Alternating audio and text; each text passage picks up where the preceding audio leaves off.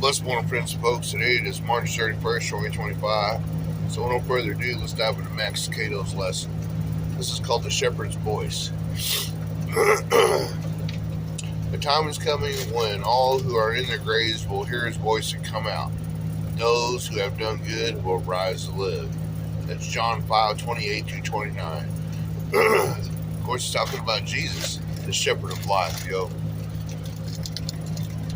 A day is coming when everyone will hear Jesus' voice. A day is coming when all the other voices will be silenced. His voice and his voice only will be heard. Some will hear his voice for the very first time. It's not that he never spoke, it's just that they never listened. For these, God's voice will be the voice of a stranger. They will hear it once and never hear it again. They will spend eternity fending off the voices they followed on earth.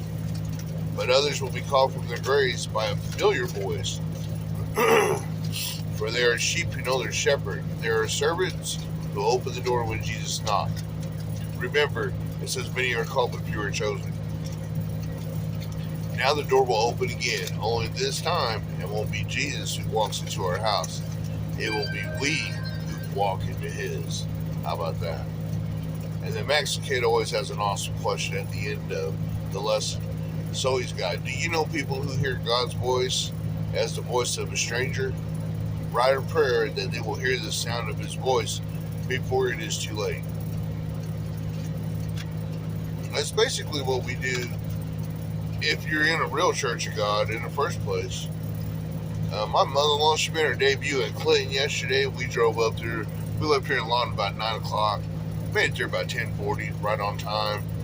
Service starts at 11, and we're going to keep that 11 o'clock time every Sunday. And this is one of the things that we had touched on here.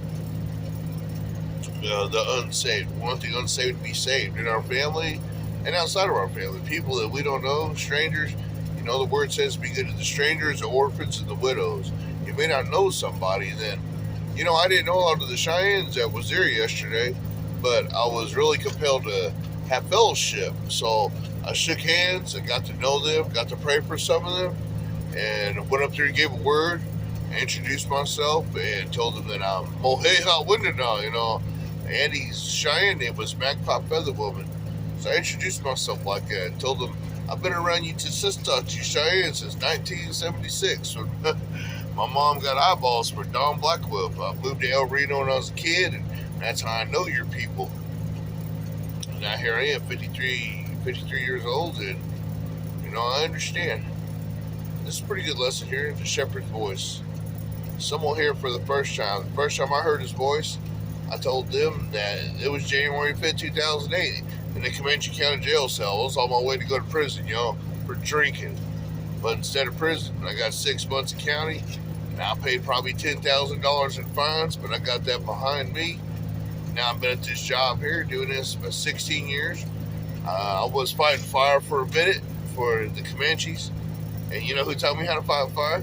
The Cheyennes in 1994 at Concho. Yeah.